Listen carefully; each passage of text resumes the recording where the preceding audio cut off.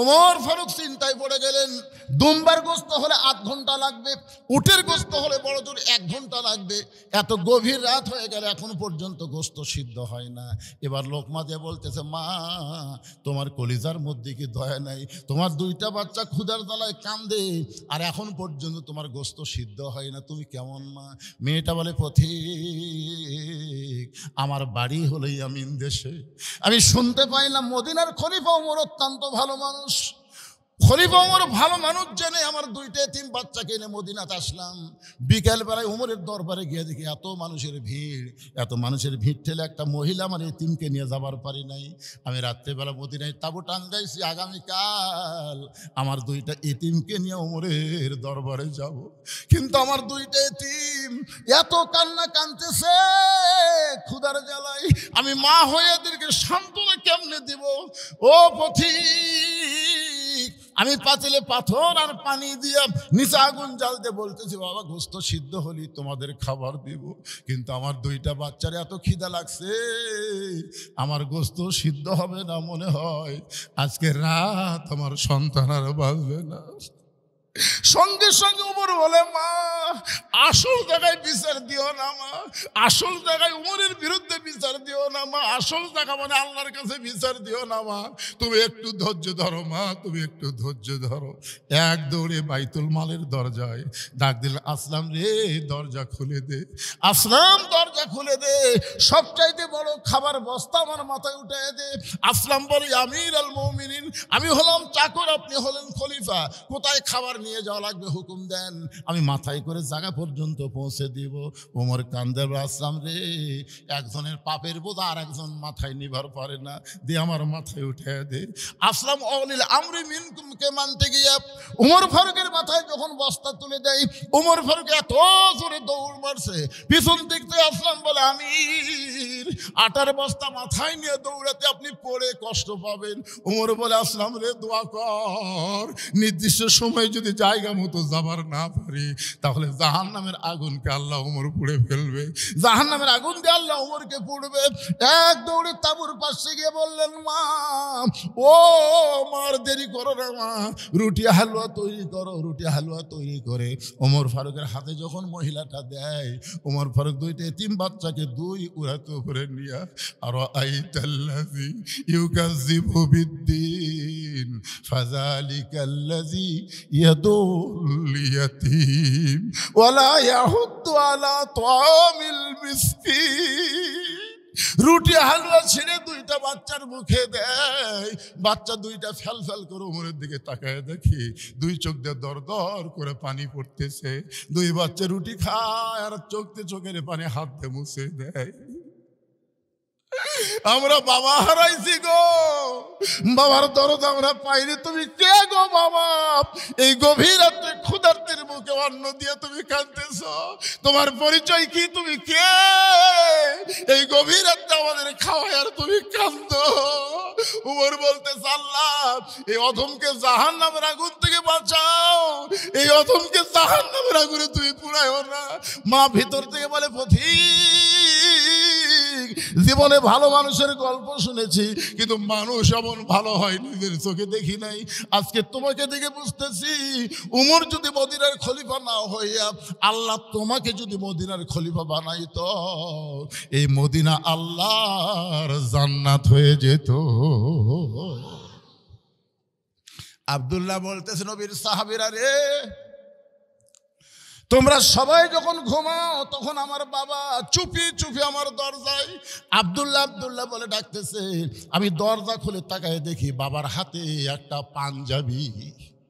আমি খুশি হয়ে বললাম, বাবা বাইতুল মাল থেকে আমার একটা পাঞ্জাবি দিচ্ছে, আপনি আর একটা দিবে রাইছেন? আসলে নেতার বেটা হওয়ার মধ্যে লাভ আছে। বাইতুল মাল থেকে আমার একটা পাঞ্জাবি দিছে বাজান, আবার গভীর রাতে আপনি আর একটা দিবে রাইছেন। সঙ্গে সঙ্গে ওমর ফারুক আল্লাহর কোরআন থেকে তেলাওয়াত করলেন, বেটাকে বুঝানোর জন্যে কোরআন তেলাওয়াত করলেন। ইন্নাল্লাহা ইয়ামুরুকুম আন তুআদ্দুল আমানাতি ইলা আহলিহা ওয়া ইযা হাকামতুম বাইনান নাস আন তাহকুমু বিল আদল। জোরে বলেন সুবহানাল্লাহ। বেটাকে বুঝানোর জন্য কোরআনের আয়াত তেলাওয়াত করলেন। আব্দুল্লাহ তুই কি মনে করছিস তোকে আর একটা পাঞ্জাবি দিয়ে রাইছি? তো বলে বাবা গভীর রাত্রে তাহলে পাঞ্জাবি নিয়ে দাঁড়ায় আছেন, বলে এইটা আমার হাগত পড়ছে, গাওয়ার দিকে এত খাটো হাঁটুই ঢাকে না। এখন তুই বল আগামীকাল জুম্মার দিনে খুতবা দেব এই খাটো পাঞ্জাবি গাওয়ার দেয়া। আব্দুল্লাহ বলে বাবা তাহলে আমি কি করব? বলে তোর পাঞ্জাবিটা আমাকে দান করে দে, তোরটা দান করলে তো দুটা মিলা লম্বা হয়। আব্দুল্লাহ বলে গভীর রাতে আমার বাবাকে আমার পাঞ্জাবি দান করে দিলাম। আমার বাবা তার পাঞ্জাবি আমার পাঞ্জাবি একত্র করে লম্বা জুব্বা বানায় খুতবা দেয়। এখন বলো খুতবা শোনা যায় কি না যায়? সমস্ত সাহাবীরা চিল্লায় বলে আল্লাহর কোরআন দিয়ে যখন রাষ্ট্র চলবে এমন ভালো মানুষকে নেতা হিসাবে দেখা যাবে। লিল্লাহে তাকবীর। এখন ভালো নেতা দেখার জন্যে আল্লাহর কোরআনের দরকার আছে না নাই? ভালো আমল করার জন্যে আল্লাহর কোরআনের দরকার আছে না নাই? বাংলাদেশের মতন ৯৬টা দেশের খলিফা হযরত ওমর কেন কাঁদতেছে? কেন ৮ বস্তা মাথায় নিয়ে দৌড়ায়? কেন দৌড়ায়? একটাই মাত্র কারণ, আত্তাকুল্লাহ হাক্কা তুকাতিহি, আল্লাহর ভয় করতে হবে নিয়ম মতো। জোরে কোন কথা ঠিক কিনা? তুমি প্রেসিডেন্ট হইছো, তুমি প্রধানমন্ত্রী হইছো, তুমি এমন কি হইছো? তুমি কি হইছো? আল্লাহ ধরে না, ধরে না, ধরলে কিন্তু আল্লাহ ছাড়ে না। জোরে কোন কথা ঠিক কিনা? মাজাত বল নাই, দুইজন ধরে টেজের উপর তুলে দেয়, ওই ভাঙ্গা মাজালে মাইক পায়, কয় খেলা হবে, খেলা হবে, পলাবো না, পলাবো না। যদি পলাই ফখরুলের বাড়ির যাবো। কে রে একটা উয়াতি কুটিরা কোথায়? এত বড় অহংকারী কথা। ৪১ সালে আগে আমাদের নামাইকে ২৪-৫ বিশ্বাস করতে হবে। তুইজ্জু মান তাশা তুযিল্লু মান তাশা বিয়াদিকাল খায়র ইন্নাকা আলা কুল্লি শাইইন কাদির। জোরে কোন ঠিক কি না? বিশ্বাস করতে হয় ভাইজান। কিসের অহংকার করেন? কি জন্য ঘোরাঘুরি করেন? সিনা টান করে ঘুরতেছে কি ভাব? যে কোনো সময় সমনধারী হবি। জোরে কোন কথা ঠিক কি না? যারা বাইরে ঘুরতেছেন ভিতরে আসেন, বসেন। আর একবার আয়াতটা তেলাওয়াত করে আপনাকে সূত্রটা আর একবার শোনায় আবার আলোচনা ফিরে আসতেছি। বিরক্ত হচ্ছেন আপনারা? হ্যাঁ, আল্লাযী এই দেখছেন বিরক্ত কাক হয়ে যায়, দুটো লাভ ধরতেছে। দেখছেন কিসের জরুরত রে? শোনেন, এটা আমি কিন্তু আল্লাযী কেবল কইছি, কই থামলাম কি জন্য? কোন বক্তা যখন কোরআন তেলাওয়াত করে, ওয়াইজা কুরিয়াল কোরআনু ফাসতামিউ লাহু ওয়া আনসিতু লাআল্লাকুম তুরহামুন। কোরআন যখন তেলাওয়াত করে, কোরআন যখন পড়ে, তখন কেউ যদি উঠে এই কোরআনকে অসম্মান করার কারণে ১ মাসের মধ্যে এই ২ শালা ন্যাংরা হবে। ১ মাসের মধ্যে লেখালেন ন্যাংরা হবি, লেখালেন, কাগজ কলম লেখালেন। কয়েকদিন আগে আমি এটা মহাদেবপুর ছাত্রাবাস করতেছিলাম। ছাত্রাবাস করতেছি, ইতিমধ্যে একটা ভুটভুটি মার্কা মোটরসাইকেল স্টার্ট করতেছে। আমি বললাম কে রে? কোরআন তেলাওয়াত করতে এসে মোটরসাইকেল কে স্টার্ট দিল? এত বড় বাপের শক্তিকার। ওরা চলে গেল। বিশ্বাস করে ওয়াজ শেষ করে মহাদেবপুরের কাছে এসে শুনি এই ২ শালাই মরছে, ২ জনই মরছে। এই কোরআন নাকি রে? সত্যি কথা আমার বলবো না কেন? ভুটভুটির সাথে বাজার দুটাই মরছে। মুসলমানের বাচ্চা, তোমার হুঁশ যদি না হয় যে আল্লাহর টান মারতে তোমরা ২ জন উঠলে, তার মানে হুঁশ নাই, রোয়াজা চলবি না। এখন ডাইরেক্টে মার হবি। তোর কোন কথা ঠিক কিনা? অ্যাঙ্গেলের দিন শেষ, ডাইরেক্টের বাংলাদেশ। আবার কি রে? আয়াতটা পড়ে সূত্র জমো, তারপরে আবার টান দেওয়া শুরু করবো হযরত আলী ফাতেমার কাছে। মনে আছে না? ভুলে গেছে? হ্যাঁ, আল্লাযী খালাকাল মাউতা ওয়াল হায়াতা লিয়াবলুয়াকুম আইয়ুকুম আহসানু আমালান ওয়া হুয়াল আজিজুল গফুর। ঘরের মধ্যে আমাকে বলতেছে হুজুর ১০ জন ১২ জন লোক বসে আছে, লম্বা হতো না। আব্দুল্লাহ বলে, রে নবীর সাহাবীরা, যেদিন থেকে আমার বাবা মদিনার খলিফা হয়েছে সেদিন থেকে তোমরা আরামে ঘুম পাড়তেছো, অথচ আমার বাবার চোখে ঘুম নাই। সুবহানাল্লাহ না? কোরআন দিয়ে যখন বাংলাদেশ চলবে তখন সাধারণ মানুষ ঘুম পাড়বে, নেতার চোখে ঘুম থাকবে না। জোরে কোন কথা ঠিক কি না? কারণ নেতা জবাবদিহি দুর্নীতি দমন ব্যুরোর কাছে করবে না, নেতার জবাব হবে আমার আল্লাহর কাছে। জোরে কোন কথা ঠিক কি না? একদিন গভীর রাত্রে ওমর ফারুক যখন বের হচ্ছে, বউ বলতেছে আজকে আপনাকে নিয়ে আমি ঘুম পাড়বো, বারান কোথায়? বলে তুমি জানো না বিবি, ফোরাতের কুলে একটা কুত্তা যদি না খেয়ে মরে, হাসরের ময়দানে আল্লাহ ওমরকে ছাড়বে না। এতদিন স্বামী ছিলাম, আমি তোমাকে যথেষ্ট সময় দিয়েছি, এখন মদিনার খলিফা হয়েছি, আর সময় দেওয়া যাবে না। প্রজাগুলো, মানুষগুলো কিভাবে আছে নিজের চোখে আমার দেখা লাগবে। জোরে কোন সুবহানাল্লাহ। নিজের চোখে দেখতে গিয়ে দেখে মরুভূমির মধ্যে একটা তাঁবু টাঙ্গানো, তাঁবুর মধ্যে কি যেন হচ্ছে। ওমর ফারুক তাঁবুর নিকটে গিয়ে শুনতে পাইলেন দুইটা বাচ্চা মা মা বলে কাঁদতেছে, আর মা বলতেছে গোস্ত সিদ্ধ হলেই তোমাদেরকে খাবার দিব। বাবা একটু ধৈর্য ধরো, গোস্ত সিদ্ধ হলেই তোমাদেরকে খাবার দিব। ওমর ফারুক চিন্তায় পড়ে গেলেন, দুম্বার গোস্ত হলে 8 ঘন্টা লাগবে, উটের গোস্ত হলে বড় জোর 1 ঘন্টা লাগবে। এত গভীর রাত হয়ে গেল, এখন পর্যন্ত গোস্ত সিদ্ধ হয় না। এবার লোকমা দিয়ে বলতেছে, মা তোমার কলিজার মধ্যে কি দয়া নাই? তোমার দুইটা বাচ্চা ক্ষুধার জ্বালায় কান্দে, আর এখন পর্যন্ত তোমার গোস্ত সিদ্ধ হয় না, তুমি কেমন মা? মেয়েটা বলে, পথিক আমার বাড়ি হলেই আমি দেশে, আমি শুনতে পাইলাম মদিনার খলিফা ওমর অত্যন্ত ভালো মানুষ। খলিফা ওমর ভালো মানুষ জেনে আমার দুইটা এতিম বাচ্চাকে এনে মদিনাতে আসলাম। বিকেল বেলায় ওমরের দরবারে গিয়ে দেখি এত মানুষের ভিড়, এত মানুষের ভিড় ঠেলে একটা মহিলা আমার এতিমকে নিয়ে যাবার পারি নাই। আমি রাত্রেবেলা মদিনায় তাঁবু টাঙ্গাইছি, আগামীকাল আমার দুইটা এতিমকে নিয়ে ওমরের দরবারে যাব।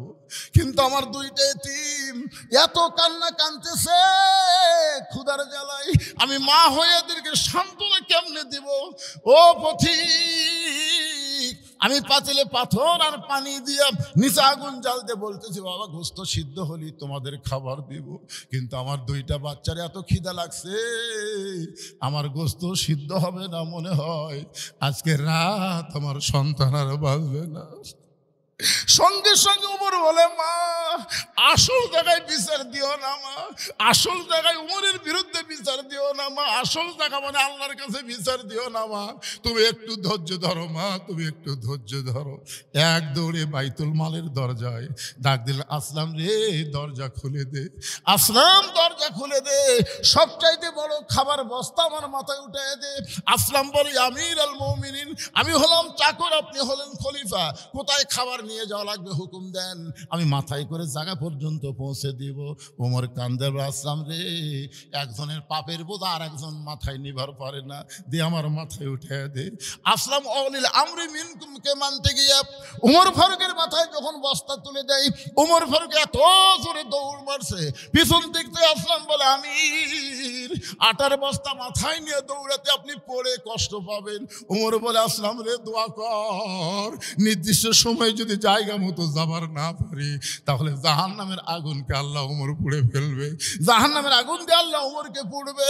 এক দৌড়ে তাঁবুর পাশে গিয়ে বললেন, মা ও মার দেরি করো না মা, রুটি হালুয়া তৈরি করো, রুটি হালুয়া তৈরি করে ওমর ফারুকের হাতে যখন মহিলাটা দেয়, ওমর ফারুক দুইটা এতিম বাচ্চাকে দুই উড়াতে উপরে নিয়ে, আর আইতাল্লাযী ইউকাযযিবু বিদ্দীন ফাযালিকাল্লাযী ইয়াদুল ইয়াতীম ওয়ালা ইয়াহুদ্দু আলা তাআমিল মিসকিন। রুটি হালুয়া ছিঁড়ে দুইটা বাচ্চার মুখে দেয়, বাচ্চা দুইটা ফেল ফেল করে ওমরের দিকে তাকায় দেখি দুই চোখ দিয়ে দর দর করে পানি পড়তেছে। দুই বাচ্চা রুটি খায় আর চোখের পানি হাত দিয়ে মুছে দেয়। আমরা বাবা হারাইছি গো, বাবার দরদ আমরা পাইনি। তুমি কে গো বাবা? এই গভীর রাত্রে ক্ষুধার্তের মুখে অন্ন দিয়ে তুমি কাঁদতেছ, তোমার পরিচয় কি? তুমি কে? এই গভীর রাত্রে আমাদের খাওয়ায় আর তুমি কাঁদো। উমর বলতেছে, আল্লাহ এই অধমকে জাহান্নামের আগুন থেকে বাঁচাও, এই অধমকে জাহান্নামের আগুনে তুমি পুড়ায়ও না। মা ভিতর থেকে বলে, পথিক জীবনে ভালো মানুষের গল্প শুনেছি, কিন্তু মানুষ এমন ভালো হয় নিজের চোখে দেখি নাই। আজকে তোমাকে দেখে বুঝতেছি, উমর যদি মদিনার খলিফা না হইয়া আল্লাহ তোমাকে যদি মদিনার খলিফা বানাইতো, এই মদিনা আল্লাহর জান্নাত হয়ে যেত। আব্দুল্লাহ বলতেছে, নবীর সাহাবীরা রে, তোমরা সবাই যখন ঘুমাও তখন আমার বাবা চুপি চুপি আমার দরজায় আব্দুল্লাহ বলে ডাকতেছে। আমি দরজা খুলে তাকায় দেখি বাবার হাতে একটা পাঞ্জাবি, আমি খুশি হয়ে বললাম, বাবা বাইতুল মাল থেকে আমার একটা পাঞ্জাবি দিচ্ছে, আপনি আর একটা দিবে রাইছেন। আসলে নেতার বেটা হওয়ার মধ্যে লাভ আছে। বাইতুল মাল থেকে আমার একটা পাঞ্জাবি দিছে বাদান, আবার গভীর রাত্রে আপনি আর একটা দিবে রাইছেন। সঙ্গে সঙ্গে ওমর ফারুক আল্লাহর কোরআন থেকে তেলাওয়াত করলেন, বেটাকে বুঝানোর জন্যে কোরআন তেলাওয়াত করলেন। ইন্নাল্লাহা ইয়ামুরুকুম আন তুআদ্দুল আমানাতি ইলা আহলিহা ওয়া ইযা হাকামতুম বাইনান নাস আন তাহকুমু বিল আদল। জোরে বলেন সুবহানাল্লাহ। বেটাকে বুঝানোর জন্য কোরআনের আয়াত তেলাওয়াত করলেন। আব্দুল্লাহ, তুই কি মনে করছিস তোকে আর একটা পাঞ্জাবি দিবে রাইছি? তো বলে, বাবা গভীর রাত্রে তাহলে পাঞ্জাবি নিয়ে দাঁড়ায় আছেন, বলে এইটা আমার হকত পড়ছে। গাওয়ার দিকে এত খাটো হাঁটুই ঢাকে না। এখন তুই বল, আগামীকাল জুম্মার দিনে খুতবা দেবো এই খাটো পাঞ্জাবি গাওয়ার দিয়া? আব্দুল্লাহ বলে, বাবা তাহলে আমি কি করব? বলে, তোর পাঞ্জাবিটা আমাকে দান করে দে। তোরটা দান করলে তো দুটা মিলা লম্বা হয়। আব্দুল্লাহ বলে, গভীর রাতে আমার বাবাকে আমার পাঞ্জাবি দান করে দিলাম। আমার বাবা তার পাঞ্জাবি আমার পাঞ্জাবি একত্র করে লম্বা জুব্বা বানায় খুতবা দেয়। এখন বলো খুতবা শোনা যায় কি না যায়? সমস্ত সাহাবীরা চিল্লায় বলে, আল্লাহর কোরআন দিয়ে যখন রাষ্ট্র চলবে, এমন ভালো মানুষকে নেতা হিসাবে দেখা যাবে। লিল্লাহে তাকবীর। এখন ভালো নেতা দেখার জন্যে আল্লাহর কোরআনের দরকার আছে না নাই? ভালো আমল করার জন্যে আল্লাহর কোরআনের দরকার আছে না নাই? বাংলাদেশের মতন ৯৬টা দেশের খলিফা হযরত ওমর কেন কাঁদতেছে? কেন ৮ বস্তা মাথায় নিয়ে দৌড়ায়? কেন দৌড়ায়?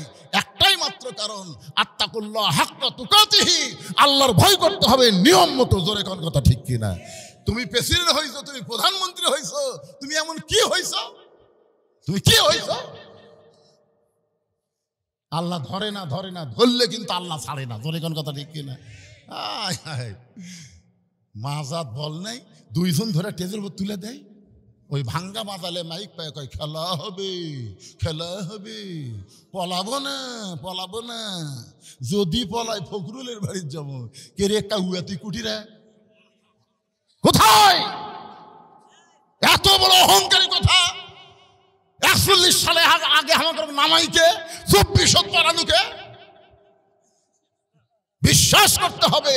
তুইজ্জু মান তাশা তুযিল্লু মান তাশা বিয়াদিকাল খায়র ইন্নাকা আলা কুল্লি শাইইন কাদির। ধরে কোন ঠিক কি না? বিশ্বাস করতে হয় ভাইজান। কিসের অহংকার করেন? কি জন্য ঘোরাঘুরি করেন? সিনা টান করে ঘুরতেছে কি ভাব? যে কোনো সময় সমনধারী হবি। ধরে কোন কথা ঠিক কি না? যারা বাইরে ঘুরতেছেন ভিতরে আসেন, বসেন। আর একবার আয়াতটা তেলাওয়াত করে আপনাদের সূত্রটা আর একবার শোনায় আবার আলোচনা ফিরে আসতেছি। বিরক্ত হচ্ছেন আপনারা? হ্যাঁ। আল্লাযী, এই দেখছেন বিরক্ত কাকা হয়ে যায়। দুটো লাভ ধরতেছে, দেখছেন কিসের জরুরত রে? শোনেন, এটা আমি কিন্তু আল্লাযী কেবল কইছি, কই থামলাম কি জন্য? কোন বক্তা যখন কোরআন তেলাওয়াত করে, ওয়াইজা কুরিয়াল কোরআনু ফাসতামিউ লাহু ওয়া আনসিতু লাআল্লাকুম তুরহামুন। কোরআন যখন তেলাওয়াত করে, কোরআন যখন পড়ে, তখন কেউ যদি উঠে এই কোরআনকে অসম্মান করার কারণে ১ মাসের মধ্যে এই 2 শালা ন্যাংরা হবে। 1 মাসের মধ্যে লেখালেন ন্যাংরা হবি, লেখালেন কাগজ কলম লেখালেন। কয়েকদিন আগে আমি এটা মহাদেবপুর ছাত্রাবাস করতেছিলাম। ছাত্রাবাস করতেছি, ইতিমধ্যে একটা ভুটভুটি মার্কা মোটরসাইকেল স্টার্ট করতেছে। আমি বললাম, কে রে? কোরআন তেলাওয়াত করতে এসে মোটরসাইকেল কে স্টার্ট দিল? এত বড় বাপের শক্তিকার। ওরা চলে গেল। বিশ্বাস করে ওয়াজ শেষ করে মহাদেবপুরের কাছে এসে শুনি এই 2 শালাই মরছে, 2 জনই মরছে। এই কোরআন নাকি রে? সত্যি কথা আমার বলবো না কেন? ভুটভুটির সাথে বাজার 2টাই মরছে। মুসলমানের বাচ্চা, তোমার হুঁশ যদি না হয় যে আল্লাহ যদি টান মারতে তোমরা 2 জন উঠলে, তার মানে হুঁশ নাই, রোয়াজ আর চলবি না। এখন ডাইরেক্টে মার হবি। তোর কোন কথা ঠিক কিনা? অ্যাঙ্গেলের দিন শেষ, ডাইরেক্টের বাংলাদেশ। আবার কি রে? আয়াতটা পড়ে সূত্র জমো, তারপরে আবার টান দেওয়া শুরু করবো হযরত আলী ফাতেমার কাছে। মনে আছে না? ভুলে গেছে? হ্যাঁ। আল্লাযী খালাকাল মাউতা ওয়াল হায়াতা লিয়াবলুয়াকুম আইয়ুকুম আহসানু আমালান ওয়া হুয়াল আজিজুল গফুর। ঘরের মধ্যে আমাকে বলতেছে, হুজুর 10 জন 12 জন লোক বসে আছে। আজকে শীতের দিনে হুজুর লোক হবি না। আমার এমন মন ভাঙ্গে গেল ভাই। আমি মুরব্বী যা বলতেছেন চলেন যাই। আমি চিন্তা করি কি হলো রে, কিন্তু এখন দেখে মন একটু আনন্দ লাগতেছে। যাক আলহামদুলিল্লাহ। খান এতদিন পরে আপনাদের এলাকাতে আসলাম, আসে যদি দেখি ভাঙ্গা ভুঙ্গা কোরআনের আয়াত তানমালি 2 জন লাভ দেওয়া ওঠে, মন আরো খারাপ হয়। ইনি আবার ধরে আছে মসজিদের উন্নয়ন করবি। আমি তো মুসল্লি কালেকশন করতে আমার মাথা গরম হয়ে গেল। এখন মসজিদের কালেকশন করবার গেলে যদি লেজ খাড়া করে মারেন দৌড়। আপনারা বলুন আমাকে তো লেজ নাই, আছে কোরআনের আয়াত শুনে দানের কথা শুনে যারা লাভ দেওয়া ওঠে এরকে পুরা পুরা এলা বান্দরের চরিত্র। যখন কার চরিত্র হয়, আপনি দিবেন না চুপ করে বসে থাকবেন, আপনি দিবেন না বসে থাকবেন। আল্লাহর ঘরের জন্য বক্তা যখন চাচ্ছে আপনি না দিলেন বসে থাকেন, কিন্তু যারা দিচ্ছে তাদেরকে আপনি উৎসাহ দেন, মারহাবা দেন। উৎসাহ দেওয়ার কথা আছে না নাই? তো তাহলে আপনি লাভ দেওয়া ওঠেন কেন? এই তো চিন্তাত পড়ে গেলাম, কি কর্ম রে? ও আদি সাটামো না মসজিদের কালেকশন কর্ম না মুসল্লি কালেকশন কর্ম, চিন্তার মধ্যে পড়েই তো ওয়াজটা এরকম হয়ে যাচ্ছেন। কি করবেন? মসজিদে ছাদ মারছে, চারিদিকে দেওয়াল নেই, প্রধান অতিথি দিবার ছিল, তার যা কষ্টের হিস্ট্রি শুনলাম। উনি এখন কতদূর পর্যন্ত দিবার পারবে আল্লাহ ভালো জানে। যাই হোক,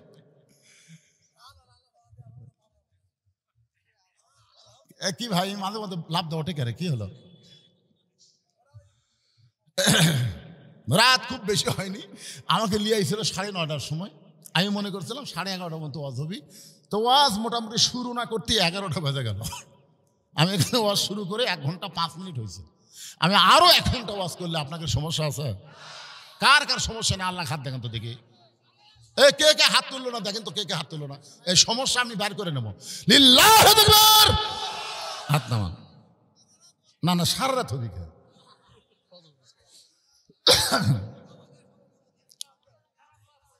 হ্যাঁ, তা আপনারা কি মনে করছেন আমি সেই বক্তা? পাগলা, গতকাল করছি 3টা ওয়াজ, আজকে একটা করে আবার এটি যাচ্ছি, আগামীকাল আবার 3টা আছে। তা আপনারা কি মনে করছেন এটা আমি পাগলা? বছর অন্তরে 1 দাওয়াত পাচ্ছি, ইচ্ছা মতো সারা রাত করবো, সেই বক্তা আমি? তবে যে ওয়াজটা ধরছি এইটা কমপ্লিট করা লাগবে। ধরে কোন ঠিক কিনা? হ্যাঁ, আপনাদের মধ্যে এমন কোন আল্লাহর পাগল আছে যে মসজিদের দেওয়াল করার জন্য 10টা বস্তা সিমেন্ট দিবেন? এরকম কোন আল্লাহর পাগল আছেন আপনাদের মধ্যে যে হুজুর আমি আল্লাহর ঘর, দুনিয়ার বাড়ি ঘর করবার যে বহু কিছু আমি করছি, হুজুর আল্লাহর ঘরে আমি 10টা বস্তা সিমেন্ট দেবো? হুজুর ফতুয়া না দান? না না, কি ফতুয়ার কোনো ওয়াজ চলবে না এখন? কি ব্যাপক! আমি আদায় শুরু করতেছি। আমার 20 বছর বয়স, 5 ওয়াক্ত নামাজ পড়া হয়। আমি পর্নোগ্রাফি হস্ত, এগুলো কি সব লেখছে রে পাগলা? কার মধ্যে কি মারছে রে? ইন্না সালাতা তানহানিল ফাহশাই ওয়াল মুনকার, একমাত্র নামাজই পারে মানুষকে যাবতীয় খারাপি ফাহিশা থেকে বাঁচাই দিতে। জোরে কোন কথা ঠিক কিনা? আর 5 ওয়াক্ত নামাজ পড়া ওই পর্নোগ্রাফি দেখে, এটা ইয়ার কি মারতেছেন? আল্লাহর কোরআনকে বিশ্বাস করলে বিশ্বাস করা লাগবে এই ছেলে 5 ওয়াক্ত নামাজ পড়ে না, আর যদি পড়ে তাহলে অন্যায় করতে পারে। কোরআনের মধ্যে কি ভুল আছে নাকি? তাহলে আল্লাহ কেন বললেন নিশ্চয় নামাজই পারে মানুষকে যাবতীয় খারাপি থেকে ফাহিশা থেকে বাঁচাই দিতে? তাহলে আপনি এটা লেখলেন কিভাবে যে 5 ওয়াক্ত নামাজ পড়ে ওয়াকাম করে? কিসের নামাজ হয় না রে? আপনি বোঝেন বা না বোঝেন, আল্লাহ সেজদা দেওয়া মাত্রই আল্লাহ আপনাকে কবুল করে, জানেন? আপনি আপনার মাথা নোয়াইছেন, কান ধরে নিয়ত করছেন, আসামের মতন রুকু করছেন, সেজদাত গেছেন, আপনার কি লাগবে? কোন জায়গা কিন্তু থাকতে পারে, সে কিন্তু অবস্থা পরে বলতেছি। ফাতেমা মুসকে মুসকে হাসির বলে, স্বামী গো আপনি আল্লাহর তাহাজ্জুদের নামাজ পড়েন। আলী বলতে যে 5 ওয়াক্ত হলো ইবাদত আর তাহাজ্জুদ হলো মহব্বত। আমি মহব্বত আদায় করব কিন্তু ইবাদত ফজর পড়বো না। খবরদার দান ডাক দিও না। ফাতেমা বলতেছে ঠিক আছে, আজকে আপনাকে আর বালিশ দিচ্ছি না। বলে কেন? বলে বালিশের ঘুম তো কমজোরি হবি, আজকে আমার উড়াত বালিশ বানায়া আপনার মাথার চুলের মধ্যে হাত দিয়ে আপনাকে আজকে ঘুম পাড়াবো, ফজর যেন মিস হয়। ফাতেমা বলতেছে আজকে আর বালুস দিচ্ছি না, আজকে আমার উড়াতে হবে বালুস, আর আমার হাত যাবে আপনার চুলের মধ্যে, বিলকি কাটবি, আপনার যেন ঘুম না ভাঙে, যদি চোখ কোনো মতো মেলা পড়ছে আবার চোখে হাত দেয়, ছোট বাচ্চার মতন ঘুম পাড়াবে ফাতেমা। স্বামীর মাথাটা উড়াতে নিয়ে ফাতেমা এমন ভাবে ঘুম পাড়াচ্ছেন যে নামাজের কোনো আজান নাই। আগে আজান ছিল না, পরে আজান শুরু হয়েছে। আগে তাহাজ্জুদের নামাজের আজান ছিল না, পরে শুরু হয়েছে। অমিনাল লাইলি ফাতাহাজ্জাত বিহি নাফিলাতাল লাক। হযরত আলী চটপট করে ফাতেমার উরা থেকে মাথা তুলে তাহাজ্জুদের জন্য ওযু করলেন। তাহাজ্জুদের 8 রাকাত নামাজ পড়ার পরে হযরত আলী ওই জায়নামাজ যখন জিকির করতেছে, এমন সময় হযরত বেলাল ফজরের আজান দিয়েছে। আপনারা বলেন তো বেলাল কেমন মুয়াজ্জিন? দুনিয়ার সমস্ত মুয়াজ্জিন আজান মুসল্লির কানে ঠিক মতো যায় না, আর হযরত বেলাল যখন আজান দেয় ওই আজানটা আল্লাহর আরশ পর্যন্ত পৌঁছে যায়। রাসূল বলছে বেলাল তুমি আজান দিলে আমরা ঘুম থেকে চেতন পাই, কিন্তু তোমার ঘুম থেকে চেতন কে করে? বেলাল বলতেছি ইয়া রাসূলুল্লাহ, এই কথা তো খুব গোপন কথা, আপনি যখন শুনবার চাচ্ছেন তাহলে শোনেন। আমি আল্লাহকে আজান শুনে, আল্লাহ আমাকে আজান শুনে। এটা নবী দেখবার পারছে লাইলাতুল মিরাজে, বুঝলেন? নবী যখন জান্নাতের মধ্যে যাচ্ছে, নবীর ডান ধারে খড়মের পাঁচ দেওয়া শব্দ, একজন কে যেন খড়ম পাঁচ দিয়ে হাঁটে যাচ্ছে, বাম ধারে খড়ম পাঁচ দিয়ে হাঁটে। নবী কয় জিবরাইল আমি জান্নাতে কেবল প্রথম ঢুকলাম, তো আমার দুই সাইডে খড়মের শব্দ শোনা যায়, এটা কে যায়? জিবরাইল বলতেছে হুজুর শুনবার যখন চাচ্ছেন বাধ্য হয়ে বলা লাগবে এটা আপনার সাহাবী বেলাল। নবী কয় জিবরাইল আমি তো বেলাল দেখে আসলাম মক্কা। সেই বেলাল আল্লাহর জান্নাতে কেমনে? বলে গোপনে গোপনে এমন কি তারা আমল করে, আল্লাহর সাথে বেলাল একটা সম্পর্ক হয়ে গেছে। তাই কবে বেলাল জান্নাতে আসবে, এখন তো একটা ফেরেশতাকে বেলালের চেহারায় আল্লাহ জান্নাতে রেখে দিয়েছে। ধরে করেন সুবহানাল্লাহ।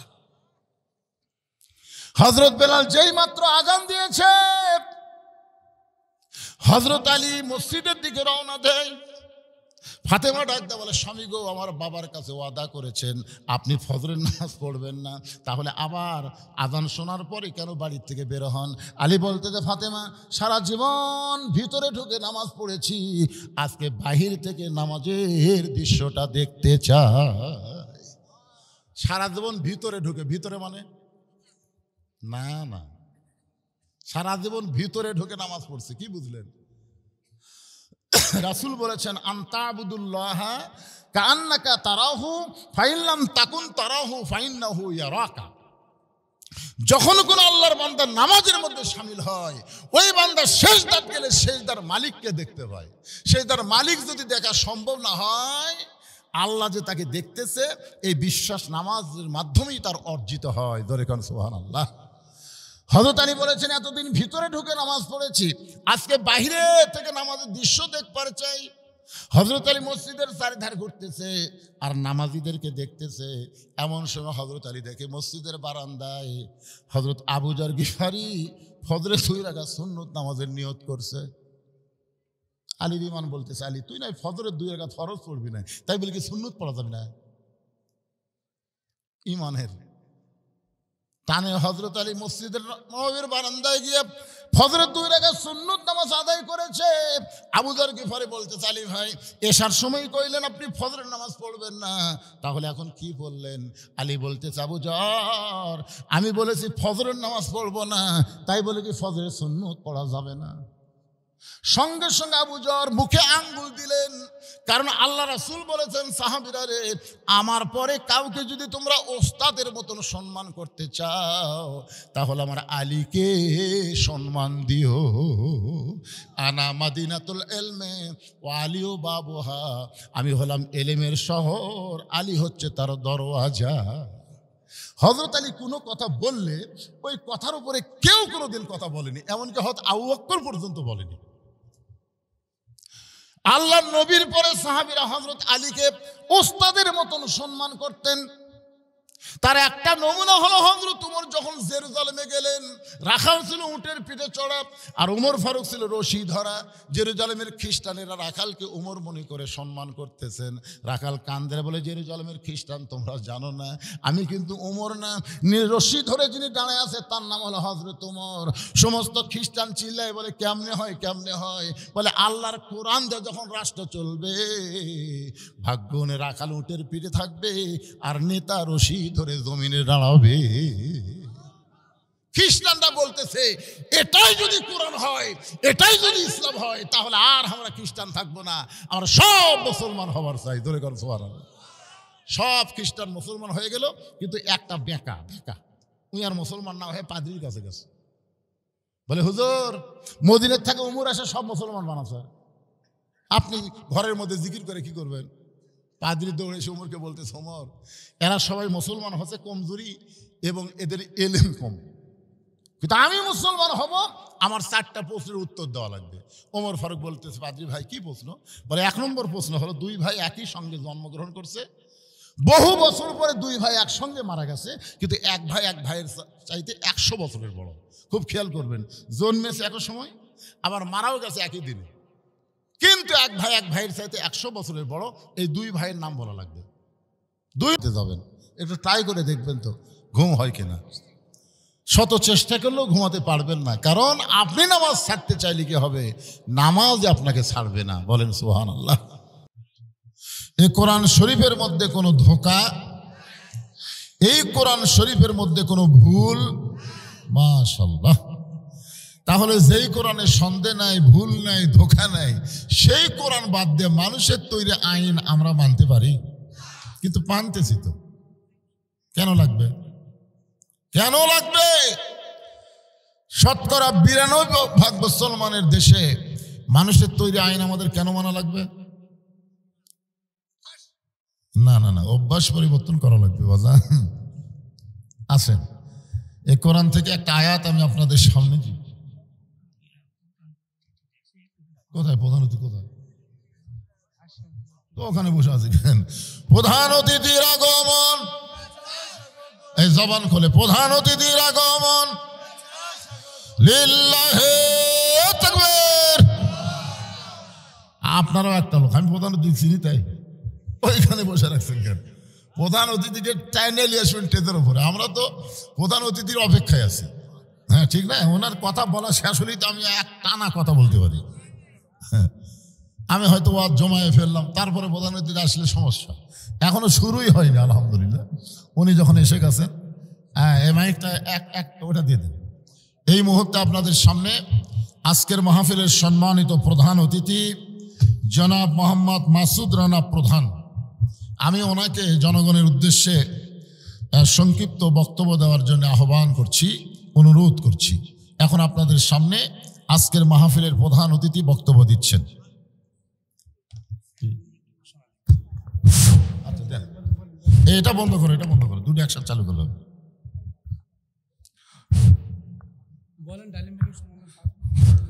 পাঁচবিবি উপজেলা বিএনপির সম্মানিত আহ্বায়ক আলহাজ সাইফুল ইসলাম ডালিম ভাইকে আসন গ্রহণ করার জন্য অনুরোধ করছি। বিশেষ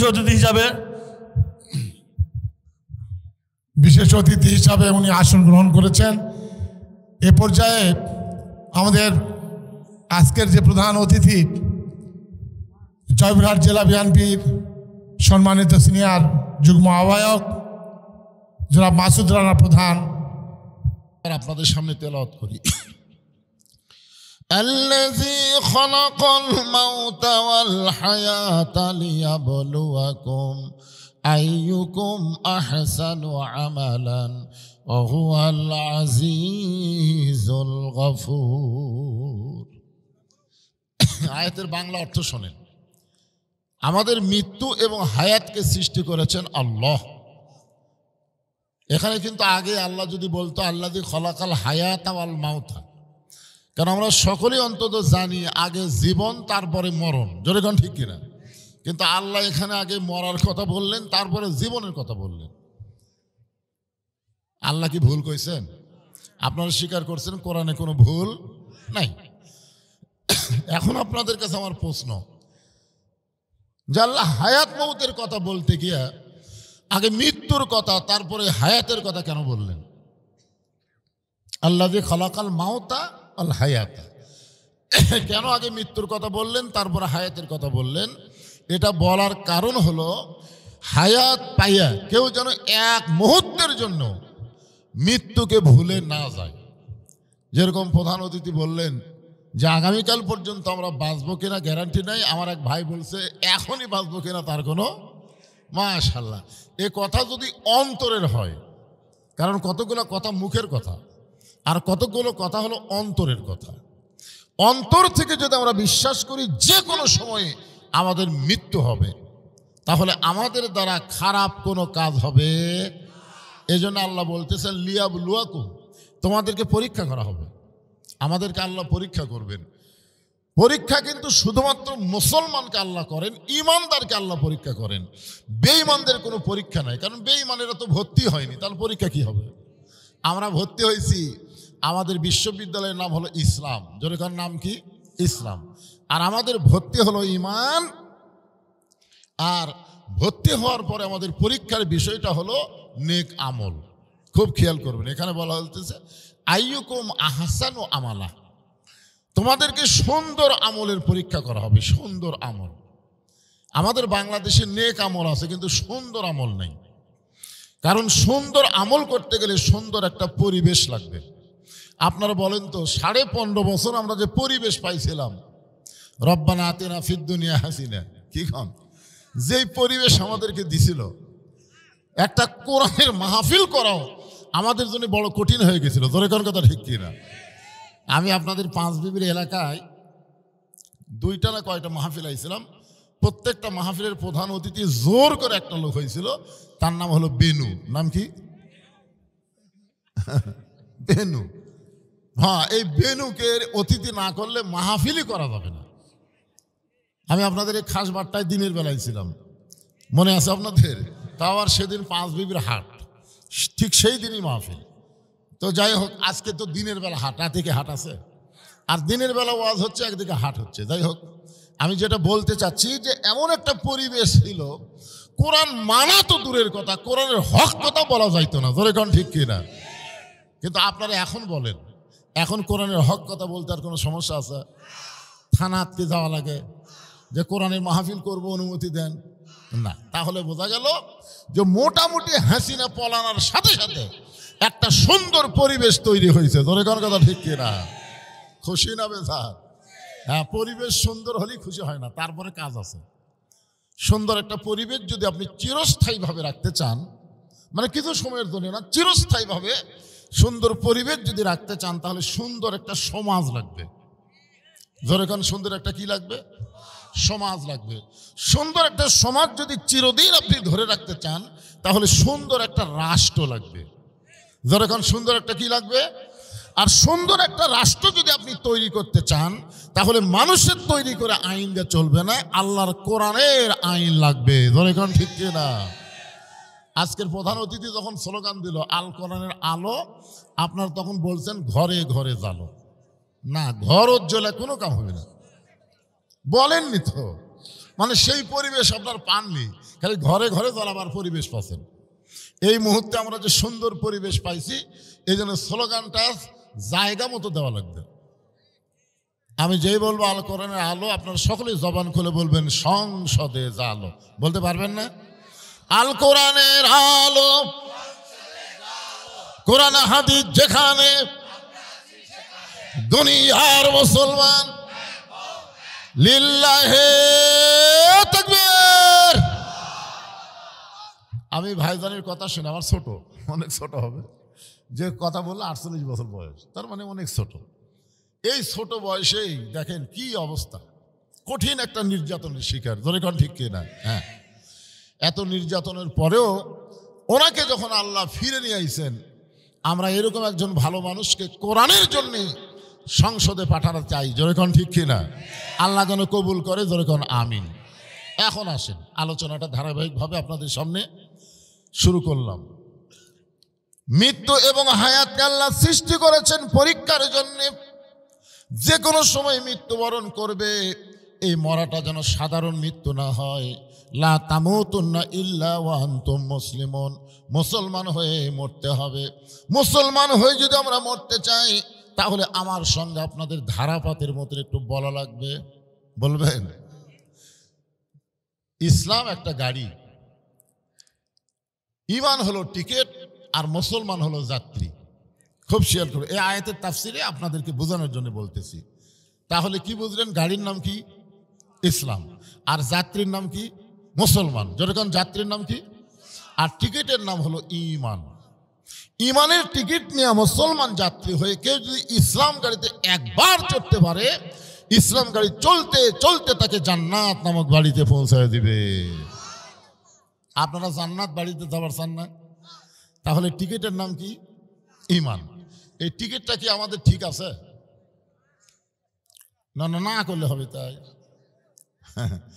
যদি ঠিক না থাকে তাহলে আপাতত এখন ঠিক করে নেই, কারণ যে কোনো সময় যদি মৃত্যু হয় তাহলে এখনই তো ঠিক করা নেই, পরে ঠিক করার টাইম আছে নাকি? তাহলে আমার সঙ্গে সকলে বলেন, লা ইলাহা ইল্লাল্লাহু মুহাম্মাদুর রাসূলুল্লাহ। আল্লাহ রাসূল বললেন, সাহাবীরা শুধু মুখে মুখে কলেমা পড়লে হবে না। সাহাবীরা বললেন, হুজুর কি করা লাগবে? রাসূল বললেন, তাসদিক বিল জানান, যেইটা জবানে উচ্চারণ করেছো ওই কলেমাটা কলিজার মধ্যে সেট করা লাগবে। কার ভিতরে? এই কলিজায়। কলিজার মধ্যে যদি কলেমা সেট হয়ে যায়, ওই মানুষের চরিত্র এমন পর্যায়ে যাবে, দরকার হলে জীবন দিবে কিন্তু ঈমান দিবে না। এখন ছেলে পেলে যুবকেরা অনেকে আছো, তোমাদেরকে বলতেছি বাজান, এইবারে তো তোমরাই কাম ছাড়ছো। আমরা কিন্তু প্রত্যেকটা মাহফিলে বলি, ছাত্র জনতার আন্দোলনে হাসিনা পালাই গেছে। তোর এখন কথা ঠিক কিনা? কারণ তোমাদের মতন ছাত্র যদি না থাকতো, দীর্ঘ কয়েক বছর বিএনপিকে যে নির্যাতন করেছে, জামাত ইসলামকে যে নির্যাতন করেছে, আমরা হাসিনার ভয়ে কোনো কথা বলতে পারিনি। তোর এখন কথা ঠিক কিনা?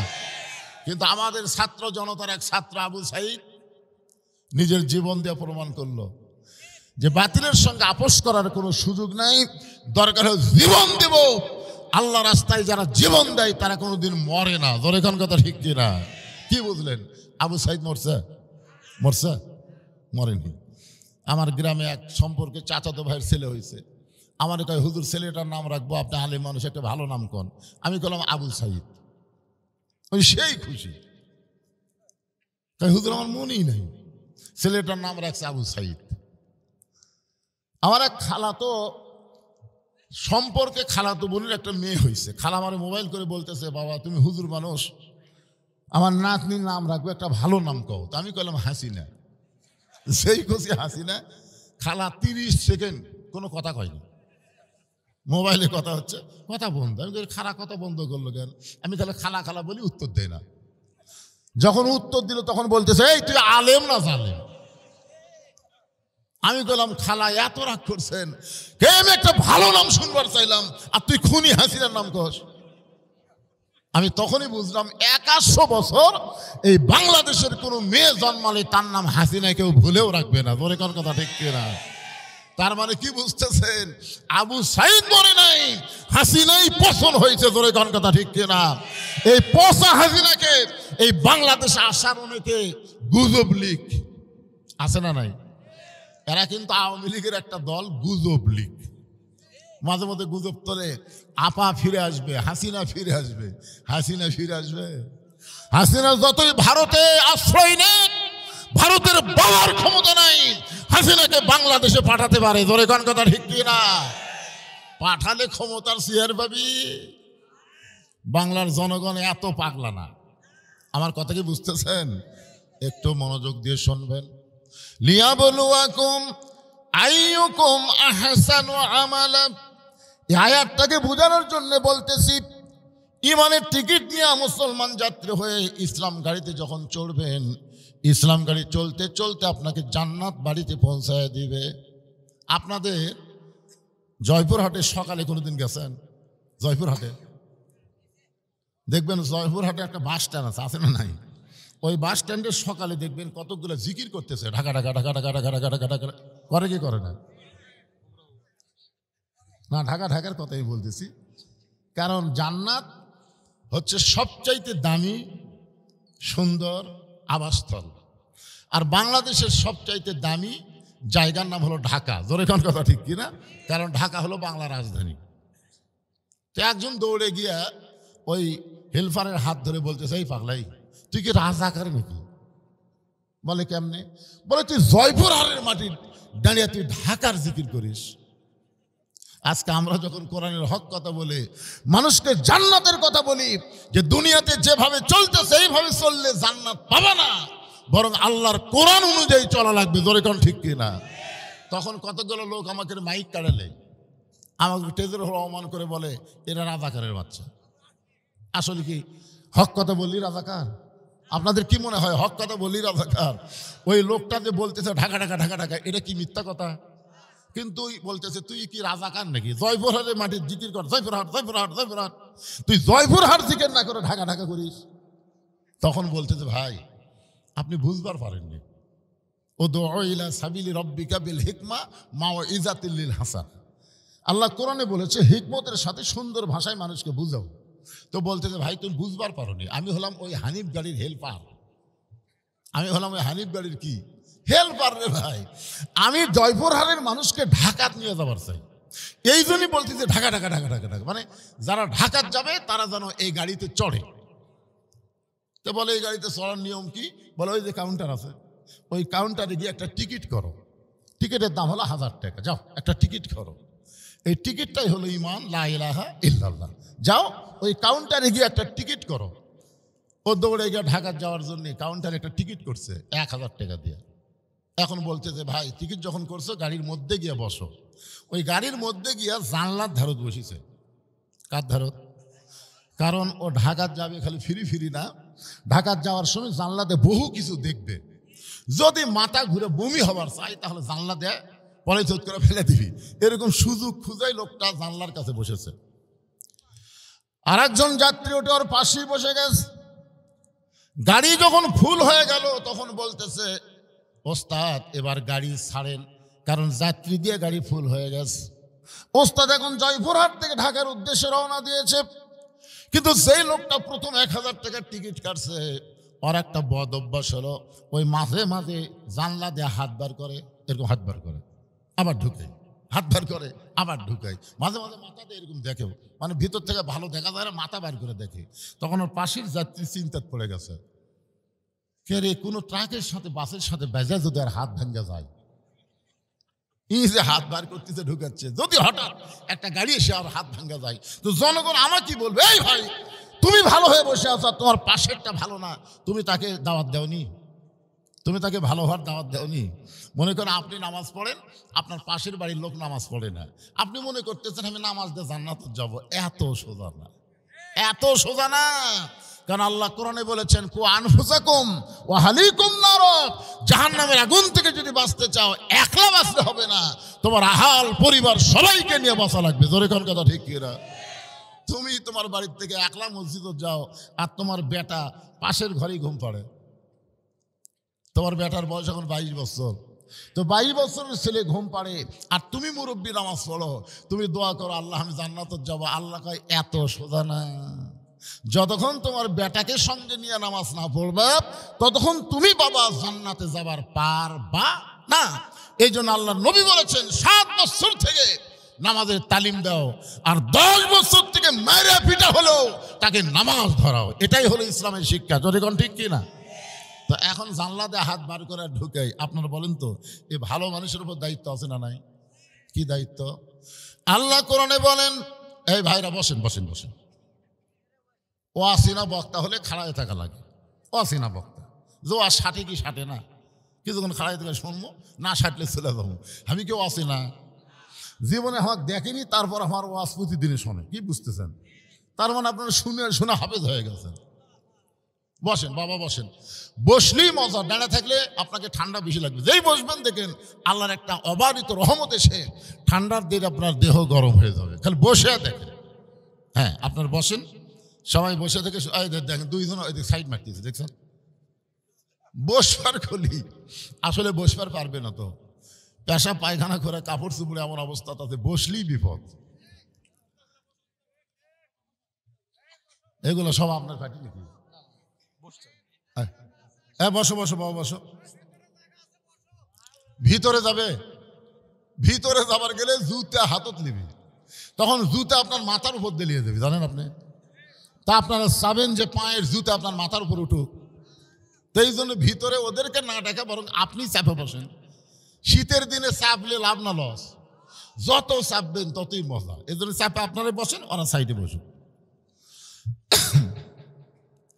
আল্লাহ কোরআনে বলেন, ওয়ামান আহসানু কাওলাম মিম্মান দাআ ইলাল্লাহ ওয়া আমিলা সালিহান ওয়া ক্বালা ইন্নানি মিনাল মুসলিমিন।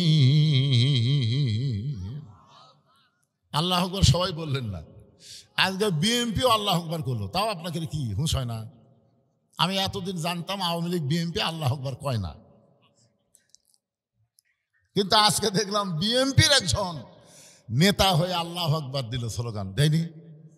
আপনার বিএনপির মিছিলে কোনোদিন আল্লাহু আকবার শুনছেন? কথা কয় না, শুনছেন? আওয়ামী লীগের মিছিলে। কিন্তু আজকে আমার ভাই এই কোরআনের পরিশেষে দলীয় স্লোগান ভুলে গিয়া আল্লাহর স্লোগান দিয়েছে। দলীয় কথা ঠিক না? যখন কোরআনের তেলাওয়াত হবে, ওয়াইদা তুলিয়াত আলাইহিম আয়াতুহু জাদাতহুম ঈমানান, আল্লাহ তার ঈমান এমন বাড়িয়ে দিবে যে জবান দিয়ে শয়তান তাড়ানোর আল্লাহু আকবার বের হয়ে যাবে। তো আপনাদের তো বার হলো না। এই আয়াতের বাংলা অর্থ শোনেন আগে। ওই মানুষের চাইতে উত্তম কোনো মানুষ নাই, যেই মানুষ আল্লাহর রাস্তায় মানুষকে দাওয়াত দেয় এবং নিজে নেক আমল করে এবং সে যে মুসলমান এটা সমাজের মধ্যে প্রকাশ করে বেড়ায়। এখন সে ভালো হয়ে বসে আছে, ওকে বলতেছে ভাইজান আপনি যে গাড়ি তুলছেন গাড়ির নিয়ম কানুন জানেন না, মানে ভাই সুন্দর করে বলতেছে, হাত বার করতে ঢুকাচ্ছে। তো আপনি যে এই গাড়ি চড়ছেন হ্যারিফ গাড়ির নিয়ম জানেন না। আপনার মাথার উপর দেখে লেখা আছে হাত বাহিরে রাখবেন না, মাথা বাহিরে রাখবেন না, নিজের জিনিস নিজের সযত্নে রাখবেন, অন্যর জিনিস নিবেন। দেখেন তো লেখা আছে না? ওই পড়ার পরে বলতেছে জানি ঠিকই মানি না, মানে লেখা আছে ওটা জানে কিন্তু মানি না। জানি ঠিকই মানি না, মানার দল করি না। এই বাংলাদেশে যারা মানার ওয়াজ করে আমি তাদের দুই চোখে দেখবার পারি না। কি বলতেছে? হাত বাইরে রাখা যাবে না, মাথা বাইরে রাখা যাবে না, নিজের জিনিস নিজের সযত্নে রাখবেন, অন্যের জিনিস নিবেন না। এগুলো সবই আমি জানি ভাই, কিন্তু মানি না রে। এই বাংলাদেশে যারা মানবার বলে তাদেরকে আমি দুই চোখে দেখবারও পারি না। তখন এই লোকটা চিন্তা করতেছে আল্লাহ এর হাত ভাঙ্গাই ভালো, কারণ জানে ঠিকই মানে না। বাংলাদেশে কে জানে না নামাজ না পড়লে জাহান্নামে যাওয়া লাগবে? কে জানে না? কোন আপনারা জানেন না? আল্লাহ রাসূল বলেছেন মান তারাকা সালাতু মুতাম্মিদান ফাকাত কাফারা, ইচ্ছা নামাজ যারা বাদ দিবে ইচ্ছা করে একটা ওয়াক্ত, ফাকাত কাফারা, সে আল্লাহর সঙ্গে কুফরি করলো। বাইনাল আবদি ওয়াল কুফরি তরকুস সালাত, বান্দার কাফের মধ্যে পৃথক করার জিনিসটার নামই হলো নামাজ। যে নামাজ পড়বে সে আল্লাহর বান্দা, আর যে নামাজ পড়বে না সে কি? তাহলে যে নামাজ পড়বে সে কি হবে? না, যে নামাজ পড়বে সে কি হবে? বান্দা। ধরে কোন কি? এই যে বলতেছে বাইনাল আবদে, আব্দুল মানে তো বান্দা, অল কুফুরি, বান্দার কাফের মধ্যে পৃথক করার জিনিসটা হলো নামাজ। আল্লাহ কোরআনে বলেন ফাদখুলি ফি ইবাদি ওয়াদখুলি জান্নাতি, যে আমার বান্দা হয়ে মসজিদের মধ্যে ঢুকলো, ও মসজিদের মধ্যে ঢুকলো না, ও যেন জান্নাতের মধ্যে ঢুকে গেল। না সুবহানাল্লাহ, খুব জোরে হচ্ছে না। তার মানে আপনার মনে হয় আজকে শীতের ঠেলায় এসব নামাজ পড়েননি। এই আপনারা এই যুবকের, এই তোমরা এসব নামাজ পড়েন নাকি? আপনি যুবক, কাক কই কে উত্তর দেয়? যারা এশার নামাজ না পড়ে ওয়াজ শুনতেছে এদের চেহারা কেমন? বক্তা ওয়াজ করছে, মাথার উপর কেউ টুপির উপর পাগড়ি পরে নামাজ পড়লে আল্লাহ খুশি হয়ে 70 গুণ সওয়াব দেয়। ওই সেদিন থেকে পাগড়ি পরে নামাজ পড়ে, কিন্তু একদিন মসজিদে গিয়া দেখে পাগড়ি মনে হলে আনে নাই। ও চিন্তা করতেছে জামাতে নামাজ পড়লে 27 গুণ আর পাগড়ি দিলে 70 গুণ। ইচ্ছা করে জামাত তরক করছে। সমস্ত মুসল্লি জামাতে নামাজ পড়ে যখন চলে গেছে, ও তখন একলাই মসজিদের মধ্যে ঢুকে এক টানে লুঙ্গি খুলছে। লুঙ্গি খুলে আড়াআড়ি ভাঁজ দিয়া ওইটা মাথার পাগড়ি বাঁধছে। 70 গুণ সওয়াবের আশায় লুঙ্গি খোলা মাথার পাগড়ি বান্ধে রুকুর থেকে যখন সেজদাত গেছে, এমন সময় মুসল্লি মসজিদের মধ্যে ঢুকাই কয় সর্বনাশ, এটা কি রে, ন্যাংটা অবস্থায় সেজদা, 5 হাত মারছে তো। ওই লাভ দুটো বলে, ভাই আমার মারেন কেন? বলে মারার কারণ হলো তোর লুঙ্গি। বলে আপনার চোখ নাই, লুঙ্গি আমার মাথায়। তো পরে লুঙ্গি মাথায় কেন? বলে সওয়াবের আশায়। পাগড়ি পরে নামাজ পড়লে 70 গুণ সওয়াব হয়, এই জন্য লুঙ্গি খুলে মাথার পাগড়ি পরছি ভাই। লোকটা বলে পাগল, লুঙ্গি পরা হলো ফরজ আর পাগড়ি পরা হলো সুন্নত। আপনার বলেন তো এশার নামাজ পড়া কি আরো আসো না মুস্তাহাব? এখন আমার সঙ্গে বলেন, এশার নামাজ বাদ দিয়া যারা ওয়াজ শুনতেছে তারা লুঙ্গি খুলিয়া মাথায়, দেখেন তো কে কে কয় না, দেখেন তো যারা এশার নামাজ পড়ছেন আপনাদের বলতে কোনো সমস্যা আছে? আর যারা পড়েনি তারকে মুখ বন্ধ হয়ে থাকবে, এই সময় খালি কান ফালাবে না। দেখেন তো কে কে বলে, কে কে বলে না। এশার নামাজ বাদ দিয়া যারা ওয়াজ শুনতেছে, এশার নামাজ বাদ দিয়া যারা ওয়াজ শুনতেছে তারা লুঙ্গি খুলিয়া মাথায় পাগড়ি পরেছে। মসজিদের উন্নয়ন বলতে মসজিদ খালি টাইলস মাইল দিয়ে সুন্দর করে না, মসজিদের উন্নয়ন হল মুসল্লি কালেকশন করা। জোরে কোন কথা ঠিক কিনা? আপনি কি মনে করছেন আল্লাহর ঘরে সাদ হয়েছে সে আল্লাহর ঘর হবে না? আপনারা 1 টাকাও যদি না দেন, আল্লাহর কোন এক বান্দাকে আল্লাহ এই মসজিদের জন্য কবুল করবে। জোরে কোন ঠিক কিনা? হ্যাঁ, আমাদের মাঠডালির মোড়ে ঢাকা থেকে এক ব্যবসায়ী গেছিল রংপুরে, বুঝলেন তো? ওই জায়গায় আসরের সময় হয়েছে, তো এখন বলতে যে ভাই এখানে কোনো মসজিদ আছে? হচ্ছে না, এখানে তো কোনো মসজিদ নেই, তবে একটা মসজিদ করতেছে আর কি চাটাই দিয়ে। তো বলে সেই মসজিদ কোথায়? কই ওই যে। তো এই চাটাইয়ের মসজিদে ওই আসরের নামাজ পড়ার জন্য যায় অজু করবে, বুঝলেন? অজু করবার যায় থেকে ট্যাপ টুপ কিছু নেই, এক টিউবওয়েল আছে, তারপর শ্যালপা ধরা, শ্যাওলা ধরা। ও এখন ওই টিউবওয়েলে অজু করবার যে সিট পাটা হয়ে পড়ছে, একটা 2 পা পিছলাতে পড়েছে। আর সাথে যেগুলো লোক আছে যাই হোক তুলে সব ধুয়ে টুয়ে এই মসজিদ কমিটি ডাক মসজিদ কমিটি করি হলো, সব কয়টা ডাকা বলতে চাই তোর কে খোঁজে কোনো ইঞ্জিনিয়ার আছে নাকি? তো বলে কেন সরকার নিয়ে যায় ইঞ্জিনিয়ার আছে, এখানে 3 তলা মসজিদ করতে কয় কোটি টাকা লাগবে? কয় কোটি টাকা লাগবে ধর।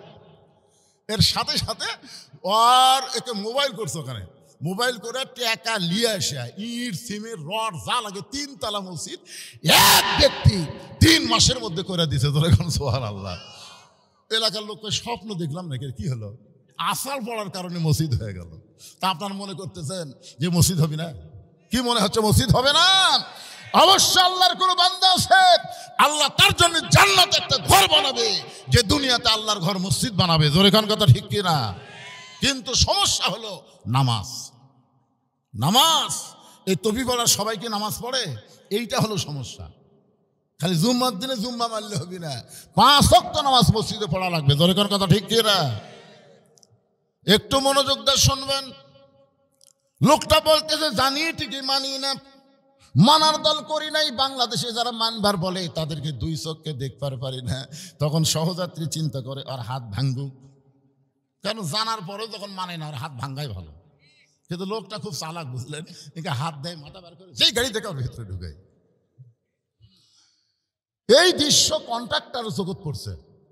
কন্ট্রাক্টর, গাড়ির কন্ট্রাক্টর আছে না নাই? তো কন্ট্রাক্টর এসে বলতেছে, কে রে ভাই তুমি সুন্দর হয়ে বসে আছো আর তোমার পাশের লোকটা বেসাইজ হয়ে বসে আছে, এই তুমি কি দাঁড়াত দাওনি? কিভাবে বসা লাগবে এ বসার কথা তুমি কি একটু বলনি? বলতেছে ভাই আমি বলেছি, কিন্তু ও বলতেছে জানি ঠিকই মানি না, মানার দল করি না। এখন কি করবে? বলার পরে যদি না মানে আমার আর দায়িত্ব আছে। তখন বলতেছে ভাই জান, যেইভাবে বলা দরকার ছিল তুমি সেইভাবে বলতে পারো নাই। কন্ট্রাক্টর বলতেছে যেইভাবে বলার দরকার ছিল তুমি সেইভাবে বলতে পারো নাই। আবু জেহেলের কাছে আল্লাহর নবী 400 বার কলেমার দাওয়াত নিয়ে গেছে। বলবেন কয়শো বার? প্রত্যেকবারই আবু জেহেল নবীর সঙ্গে খারাপ ব্যবহার করছে। নবীকে বলছে আল্লাহ আবু জেহেলকে দাওয়াত দিলাম, দাওয়াত গ্রহণ করলো না, এক জাহান্নাম দাও, এ কথা আল্লাহ নবী কইছে। পরের দিন আবার গেছে, পরের দিন আবার গেছে। আল্লাহ বলতে যে হাবিব আবার যাচ্ছেন? আমার কাজ হলো দাওয়াত দেওয়া, আপনার কাম হলো হেদায়েত দেওয়া। নবীর কাম কি?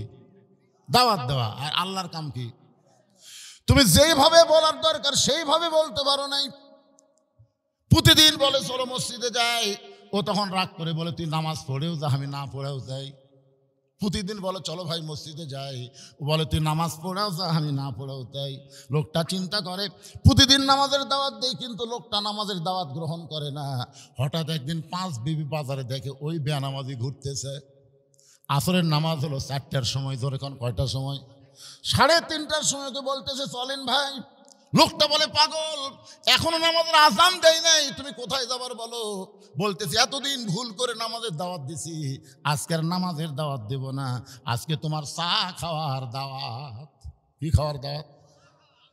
বেনামাজি কয় কে রে, তুই নামাজ ছাড়া আবার অন্য দাওয়াতও জানিস?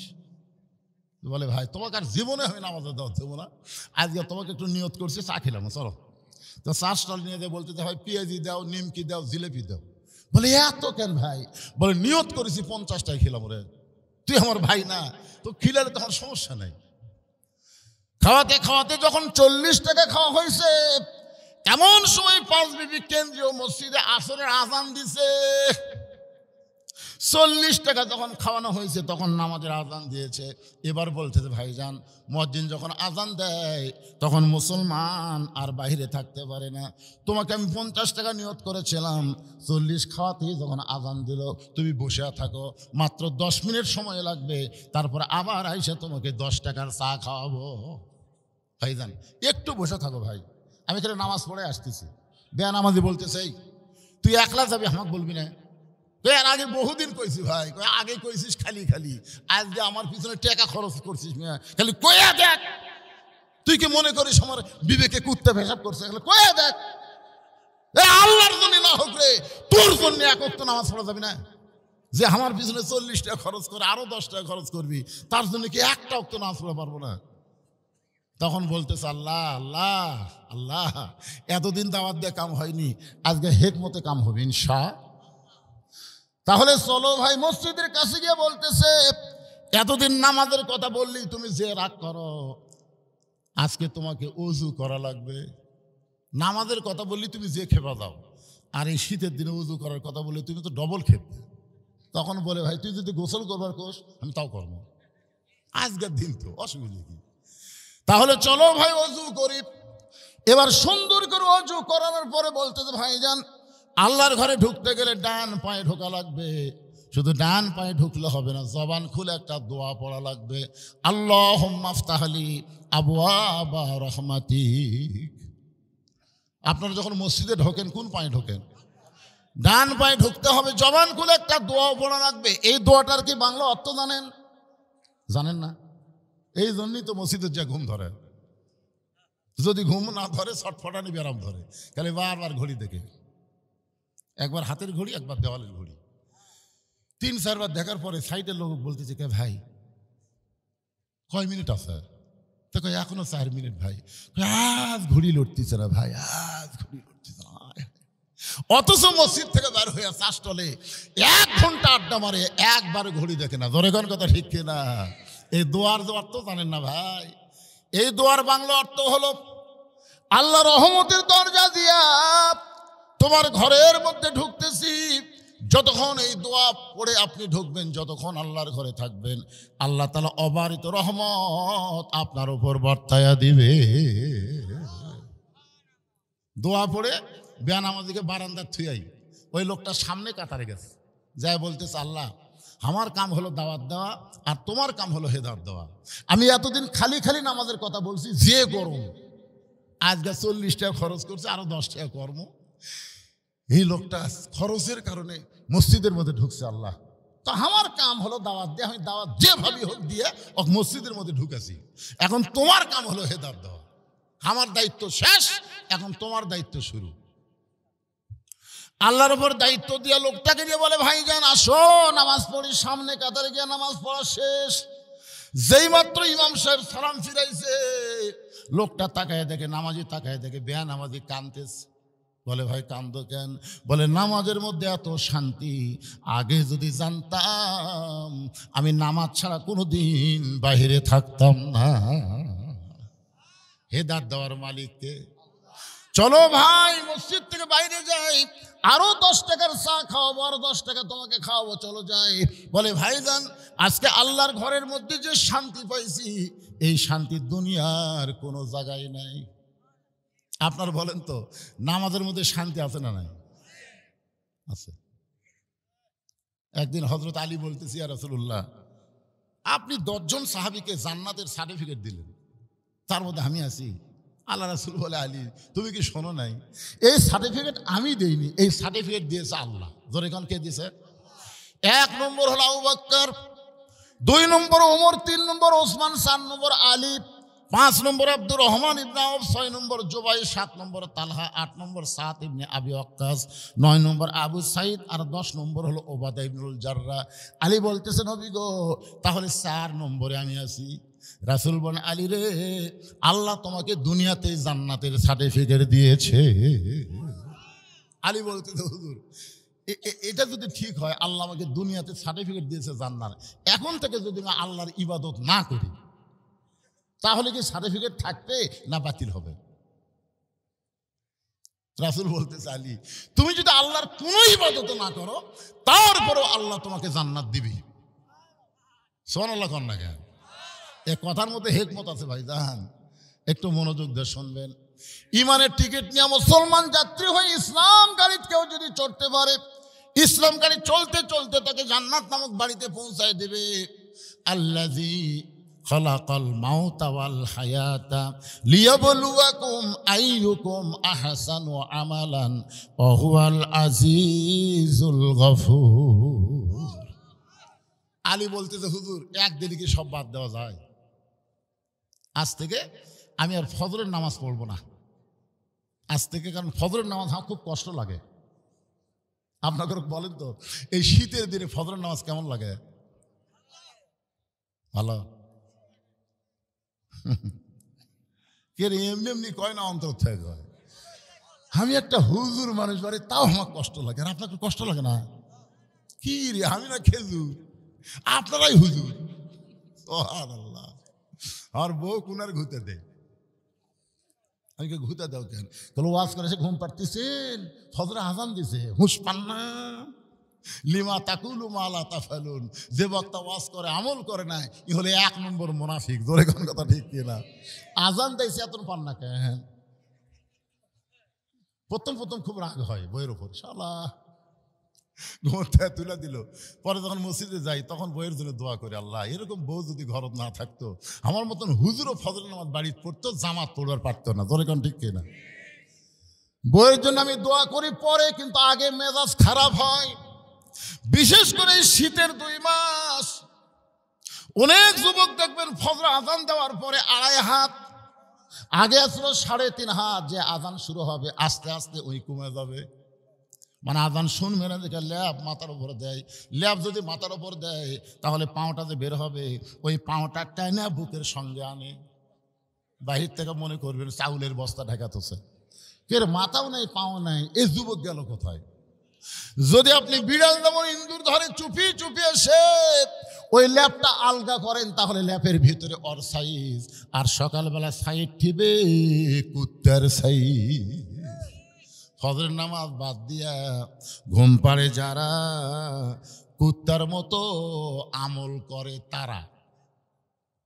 আমি যেই বলবো ফজরের নামাজ বাদ দিয়া ঘুম পাড়ে যারা, কুত্তার মতো আমল করে তারা, বলতে পারবেন ভাইজান? ফজরের নামাজ বাদ দিয়ে ঘুম পাড়ে যারা, কুত্তার মতো আমল করে। আরো জোরে বলেন। এ ওয়াজ আমি নাটরি করছি, করা মাত্রই 4-5টা কুত্তা দৌড়াচ্ছে। আচ্ছা মাহফিলের পিছনে আমি যে ওয়াজ শুরু করি, মুয়াজ্জিন আজান দিলে কুত্তা ভেবে করে ওঠে না? ওই রকম কে রে কুত্তা খেপলো কেন? আমি যেই মাত্র চিন্তায় পড়ে গেলাম কুত্তা কেন খেপলো, এমন সময় কোরআনের আয়াত আমাকে বলতেছে, সুম্মা রাদাদনাহু আসফালা সাফিলিন। আমি তখন আবার বললাম, ফজর নামাজ বাদ দিয়ে ঘুম পাড়ে যারা, কুত্তার চাইতেও খারাপ তারা। যেই বলছি কুত্তার চাইতেও খারাপ তারা, এক সেকেন্ডে আর এক কুত্তাও নেই। কুত্তা আমাকে বুঝা দিল, হুজুর বেয়ান আমাদেরকে কুত্তার সাথে তুলনা করতেছেন, ইয়ার কি মরেন? যারা নামাজ পড়েন এরা কুত্তার চাইতেও খারাপ। এটা আমার কথা না, আল্লাহ বলেছেন সুম্মা রাদাদনাহু আসফালিন, রাদাদনাহু আসফালা সাফিলিন। এরা জন্তু জানোয়ারের চাইতেও নিকৃষ্ট। এখন আমার সঙ্গে বলা লাগবে, এই যুবকেরা সবাই বলো, তোমরা যদি এশার নামাজ না পড়ে আর শোনো, অসুবিধা কি? নিয়ত করো ফজর থেকে আর নামাজ ছাড়বো না। আল্লাহ কয় যত নামাজ না পড়ার পাপ হয়েছে নিয়ত করা মাত্র আমি সব মাফ করে দিলাম। তাহলে সমস্ত যুবক জবান ক্লিয়ার করে বলো, ফজর নামাজ বাদ দিয়ে ঘুম পড়ে যারা কুত্তার চাইতেও খারাপ। সবাই কইছে?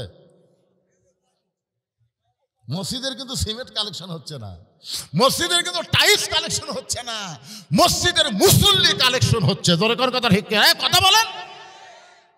মসজিদকে অনেক কি করবেন, আক্কেলপুর এক মসজিদে আসনাজ পড়বার যায় দেখি টাইলসের উপরে ধুলে, লোক দেখি কে এত ধুলে কেন? তাই মুয়াজ্জিনকে বললাম, কে ভাই ঝাড় দেন না? হুজুর আজান দিয়ে আকামত দিয়ে কেউ আসে না দে হুজুর, তা খামাকা ঝাড় দিয়ে কি করবো? দেখেন আমার জায়গা পরিষ্কার, গামছার দুই বাড়ি বাড়ি আল্লাহ আকবার নামাজ পড়ে, ও মনে খালি ওরই জায়গাটা পরিষ্কার আছে। আপনাদের টুপি পড়া মসজিদের খবর কি? একটু মনোযোগ দিয়ে শুনবেন। হযরত আলী বললেন, ইয়া রাসূলুল্লাহ, আজ থেকে আমি আর ফজরের নামাজ পড়বো না। এশার নামাজ পড়ার পরে হযরত আলী আবার নবীর কাছে বলতেছে, হুজুর আপনার কি মনে আছে আজ থেকে আর আমি ফজরের নামাজ পড়বো না? রাসূল বললেন, ফজর না পড়লেও আল্লাহ তোমাকে জান্নাত দিবে। আবু বকর বললেন, হুজুর এইরকম বেয়াদবিমূলক কথা আলী বলল, আপনি কিছুই বললেন না। আল্লাহ রাসূল বলেন, আবু বকর তুমি কি কোরআন পড়ো নাই? ইন্না সলাতি ওয়া নুসুকি ওয়া মাহইয়ায়া ওয়া মামাতি লিল্লাহি রাব্বিল আলামিন। নামাজ কার জন্য? নামাজ এই আয়াতের অর্থ বোঝেন না? নিশ্চয় নামাজ, কুরবানি, জীবন, মৃত সব তার জন্য। আল্লাহ নবী বলেন, আবু বকর নামাজ যদি আল্লাহর জন্য হয়, আমি রাসূল বলতে চাই আলীর জীবন যাবে কিন্তু একটা ওয়াক্ত নামাজ বাদ দিবে না। আর নামাজ যদি জান্নাতের জন্য হয় তাহলে আলী নামাজ বাদ দিবে, কারণ জান্নাত পেয়ে গেছে, আর নামাজের কি দরকার? কিন্তু নামাজ যদি আল্লাহর জন্য হয়, আবু বকর তুমি সাক্ষী থাকো, আলী বাদ দিবার পারবে না।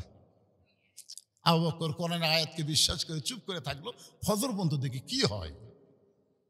হযরত আলী এশার নামাজ পড়েছে, ফাতেমাকে বলতেছে, ফাতেমা আজকে ফজরের সময় আমার ডাক দিও না। বলে কেন? বলে আমি তোমার বাবার কাছে বলে আইছি আজ থেকে আর ফজর নামাজ পড়বো না, তোমার বাবা কইছে নামাজ না পড়লেও জান্নাত। ফাতেমা মুসকে মুসকে হাসে আর কয়, যে আল্লাহর বান্দা তাহাজ্জুদের নামাজ পড়ে তাই ফজর পড়বি না? হযরত আলী কি নামাজ পড়ে? আলী বলতেছে, ফাতেমা 5 ওয়াক্ত নামাজ হলো নামাজ, আর তাহাজ্জুদ হলো মহাব্বত। 5 ওয়াক্ত নামাজ হলো ইবাদত, আর তাহাজ্জুদ হলো মহাব্বত। জোরে কোন সুবহানাল্লাহ। আমি 5 ওয়াক্ত নামাজের ফজর নামাজের ইবাদত বাদ দিলাম, তাই বলে মহাব্বত বাদ দেওয়া যায়? ফাতেমা আরো মুসকে মুসকে হাসে, কারণ ফাতেমা জানে আমার স্বামী মালটা কি। জোরে কোন কথা, ঠিক কিনা? আপনারা বলেন তো, সব চাইতে স্বামীকে বেশি চেনে কে? বউ। আপনার তো আমাকে হুজুর হুজুর করে পাগলা হয়ে গেছেন। আমি বউকে 500 টাকা দিয়ে বলছি হাতের মধ্যে, যে একবার হুজুর কও, 2 বার করলে 1000 টাকা, 3 বার করে 1500, 4 বার বলে 2000, প্রত্যেকবার হুজুর কও আর 500 টাকা পাবে। আমার বউ বলে, আপনার টাকাও দরকার নেই, আপনাকে হুজুর কও দরকার নেই। আমি বললাম, কেন বলবো না? বলে, জনগণ আপনাকে চিনে না তাই হুজুর কয়, কিন্তু আমি তো জানি আপনি মালদা কি। হুজুর এত সহজ না। আমি এখন আমার বউয়ের কাছে হুজুর হওয়ার পারিনি। অথচ আল্লাহর নবী যখন কলেমার দাওয়াত দিলেন, সর্বপ্রথম যিনি ঈমান গ্রহণ করলেন তার নাম হলো খাদিজাতুল কুবরা।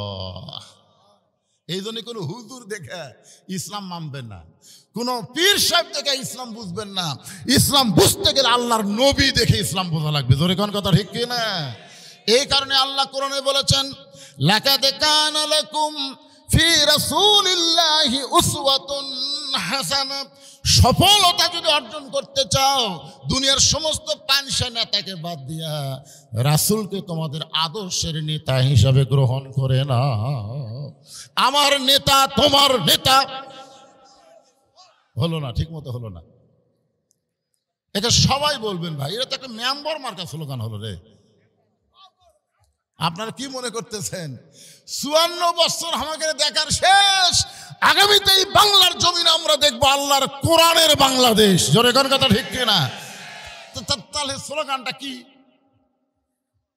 আমার আগে যে বক্তাগুলো ওয়াজ করলো সে বক্তারা কি বললো? হাসরের ময়দানে প্রত্যেক নেতাকে আগে ডাক দেওয়া হবে, অনুসারীকে তারপরে ডাকা হবে। নেতা আর অনুসারী একসাথে কুটি যাবে, জান্নাতে যাবে না জাহান্নাম যাবে, ওই জায়গাতে ওটা ফয়সালা হবে। জোরে কোন কথা ঠিক কিনা? তো কোন নেতাকে ধরবেন? যে নেতা জাহান্নামে যাবে তার পাশে ঘুরবেন? তো তাহলে স্লোগানে ম্যানাকে দিচ্ছেন কেন? এই যে ভাই কছে স্লোগানে গাও গরম হবে, হবে না? হচ্ছে না গাও গরম? হ্যাঁ ঠিক আছে, হাত মারবেন। আমার নেতা তোমার নেতা, বিশ্ব নবীর চরিত্র ফুলের মতো না, ফুলের চাইতেও পবিত্র।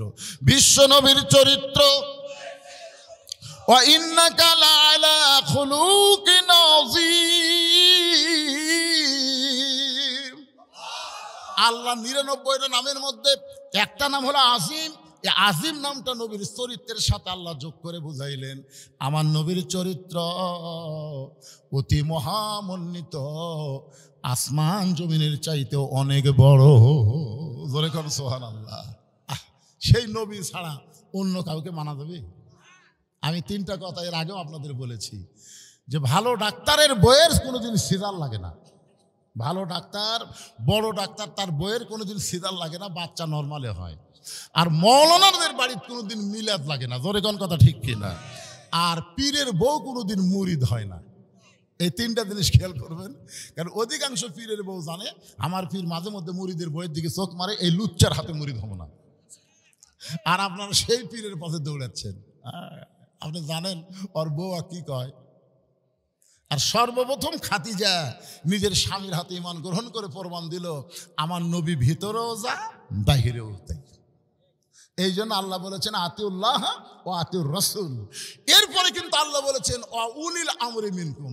আল্লাহ কিন্তু এখানে বলতে পারতেন আতিউল্লাহ ও আতিউর রাসূল ও আতিউ উলিল আমরি মিনকুম, কিন্তু আল্লাহ নবী পর্যন্ত আতিউ শব্দ উল্লেখ করলেন, উলিল আমরকে মানতে গিয়া ও আতিউ বাদ দিলেন। কারণ উলিল আমরকে, নেতাকে আমরা ততক্ষণ মানবো নেতা যতক্ষণ আল্লাহ রাসূলকে মানবে। জোরে কোন কথা ঠিক কিনা? আসরের 4 রাকাত ফরজ নামাজে 3 রাকাতে যদি কোনো ইমাম নেতা বসে, আপনি কি বসবেন? কেন বসবেন না?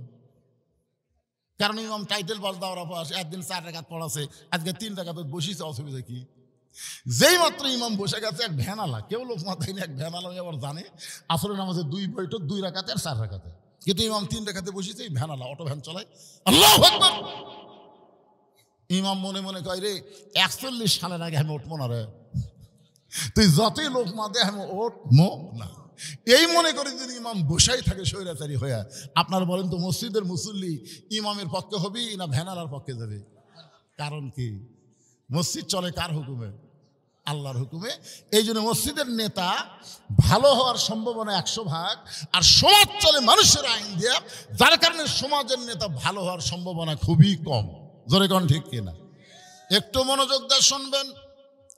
আল্লাহর কোরআন দিয়ে যখন আমাদের বাংলাদেশ চলবে, নেতারা কেমন হবে সামান্য একটা দৃষ্টান্ত দিয়ে